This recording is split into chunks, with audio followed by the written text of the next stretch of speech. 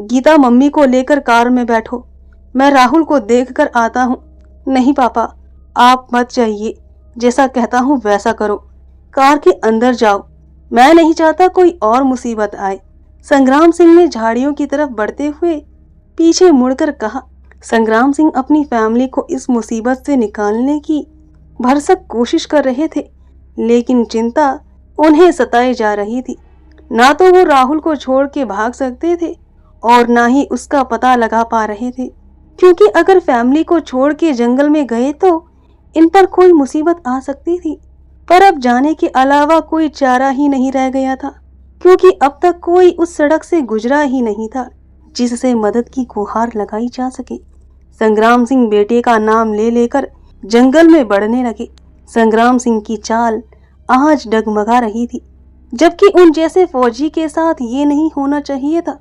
पर शायद ये एक फौजी के कदम नहीं, एक बाप के कदम थे जो अपने बेटे को ढूंढ रहे थे। आंखें सिर्फ राहुल को ही तलाश रही थी। संग्राम सिंह झाड़ियों की तरफ बढ़ते हुए बार बार पीछे मुड़कर गीता और अर्चना को भी देख रहे थे, जो कि कार के पास ही अब तक खड़े थे, एक दूसरे को पकड़े हुए। संग्राम सिंह राहुल का नाम पुकारना चाहते थे, पर उनके लफ्जों पर जैसे ताला लग गया था। वे लगातार जंगल में अंदर बढ़ रहे थे।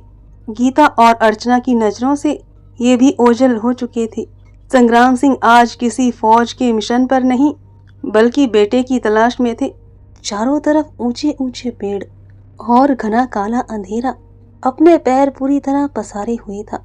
राहुल का अब तक कोई अता पता नहीं चल पाया था। तभी सामने संग्राम सिंह को एक और झाड़ियों का झुंड नजर आया। अचानक झाड़ियों से कुछ सरसराहट की आवाज आने लगी। वो सड़क से दूर उन झाड़ियों के अंदर आ चुके थे। गीता और अर्चना अब नजर नहीं आ रहे थे और संग्राम सिंह को इस बात का अब कोई एहसास नहीं था। उनके कदम उस तरफ बढ़ने लगे। कुछ ऐसा ही दृश्य था जैसे कोई इंसान न चाहकर भी मसूल में अपना सर देने जा रहा हो। तभी ऐसा लगा कोई तेजी से उन झाड़ियों से बाहर आ रहा हो। संग्राम सिंह का दिल अब जोरों से धड़कने लगा था, लेकिन बेटे को ढूंढने के जुनून ने उनके डर को थामे रखा था। लगातार उनका दिल भी भगवान से दुआ करने में लगा था कि अब कोई मुसीबत दस्तक ना दे जाए। संग्राम सिंह झाड़ियों के करीब पहुंचे ही थे कि कोई झाड़ियों से एकदम से बाहर निकला और जैसे संग्राम सिंह के कदम रुक गए और चेहरे पर पसीने ने दस्तक दी, पर वह कोई और नहीं, राहुल ही था, जो पसीने से लगभग भीगा हुआ था और बुरी तरह हाँफ रहा था। राहुल, पापा। बाप बेटे की जबान जैसे रुक गई थी। टार्च की रोशनी में संग्राम सिंह ने राहुल को इस बुरी हालत में देखा तो दंग रह गए। वो कुछ पूछते उससे पहले ही राहुल ने कहा, पापा जल्दी यहाँ से निकलिए। और वो संग्राम सिंह का हाथ पकड़ के उन झाड़ियों के पास से ऐसे भागा जैसे कोई बड़ी मुसीबत दिख गई हो। संग्राम सिंह न कुछ कह पाए और ना ही उसने उसे कुछ कहने का मौका दिया। संग्राम सिंह ने जाने राहुल के चेहरे पर किसी ऐसे भाव को देख लिया था कि वो कोई सवाल नहीं पूछ सके। दोनों उस जंगल में इस कदर भाग रहे थे जैसे जाने कितने अंदर पहुंच चुके थे। कुछ अजीब था, या कहीं बहुत कुछ अजीब हो रहा था। आज रात हुई एक भी घटना साधारण नहीं थी। जाने ये किस भयानकता से जुड़ने वाली थी।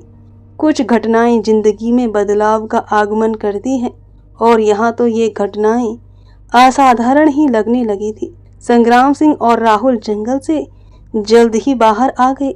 दोनों अब भी खामोश थे। अब सड़क पर कार नजर आ रही थी। जब दोनों कार के पास पहुंचे, वहां गीता और अर्चना नहीं दिख रहे थे। हे भगवान, ये दोनों कहाँ चले गए? संग्राम सिंह ने कार के पास आते ही हाँफते हुए कहा। उनका गला अब सूखने को था। पहले राहुल को ढूंढने की बेचैनी और अब ये दोनों। ये हो क्या रहा था?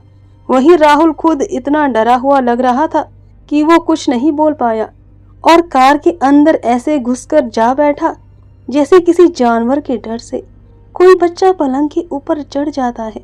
संग्राम सिंह राहुल के इस व्यवहार से कुछ चौंक गए थे। राहुल से कुछ भी सवाल पूछने का समय उनके पास नहीं था। वो शायद राहुल की खामोशी का मतलब कोई डर मान चुके थे।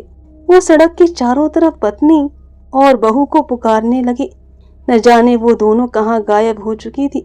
संग्राम सिंह दौड़कर कार के पास आए और खिड़की से अंदर झांककर राहुल से पूछा, बेटा ये दोनों यहीं खड़े थे, अचानक कहाँ चले गए?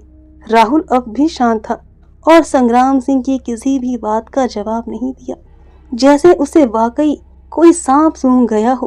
कार के चारों तरफ जैसे अंधेरा और बढ़ गया था। संग्राम सिंह अब कार की दूसरी तरफ भागकर उन दोनों को पुकारने लगे, गीता, अर्चना, कहाँ हो तुम लोग? संग्राम सिंह की हालत उस फौजी की तरह हो चुकी थी जिसके पास न लड़ने के लिए बंदूक हो और न ही अपने देश के बॉर्डर का पता, और साथियों के साथ सूखे गले से वो चिंघाड़ रहे थे। पर वो जंगल शायद अपनी मौज में था। जंगल संग्राम सिंह की आवाज को इस कदर अपने अंदर समा ले रहा था कि कोई आवाज गूंज ही नहीं रही थी। संग्राम सिंह सड़क के दोनों ओर पागलों की तरह चिल्लाए जा रहे थे। इस एक रात में जैसे सब बदल चुका था। पत्नी और बहू गायब थी और उनका बेटा खामोश सा हो चुका था। संग्राम सिंह ही अब अकेले ऐसे इंसान थे जो पूरे परिवार को वापस सही सलामत लेकर जाना चाहते थे। तभी संग्राम सिंह को जंगल के एक कोने में, जो कि सड़क से लगा हुआ ही था, कुछ दिखाई दिया, जैसे कोई परछाई हो, जैसे कोई खड़ा हो उन जंगलों की तरफ मुंह करके। संग्राम सिंह के शरीर ने झुंझुनाहट ने दस्तक देना शुरू कर दिया था। अचानक ये सब क्या हो रहा था? संग्राम सिंह की समझ से परे था। अचानक क्यों राहुल का उन झाड़ियों से आने के बाद चुप हो जाना और अर्चना और गीता का गायब हो जाना? पर वो हिम्मत दिखाते हुए उस ओर बढ़े। संग्राम सिंह के कदम उन झाड़ियों की तरफ बढ़ रहे थे। परछाई और पास आती जा रही थी, पर वो परछाई किसी भी तरह से हिल नहीं रही थी। उनके पास कोई टॉर्च भी नहीं था, क्योंकि राहुल भी बिना टॉर्च के उन झाड़ियों से वापस आया था। जब वो उस परछाई के पास में पहुंचने ही वाले थे, उन्हें लगा वहां कुल 3 लोग थे। संग्राम सिंह का दिमाग इस कदर सोच में था कि आखिर ये तीसरा कौन होगा? अगर ये 2 गीता और अर्चना ही हुए तो उनके कदम अब भी अर्चना और गीता की उम्मीद में परछाइयों तक पहुंच गए। गीता, अर्चना, क्या ये तुम लोग हो? और साथ में कौन था?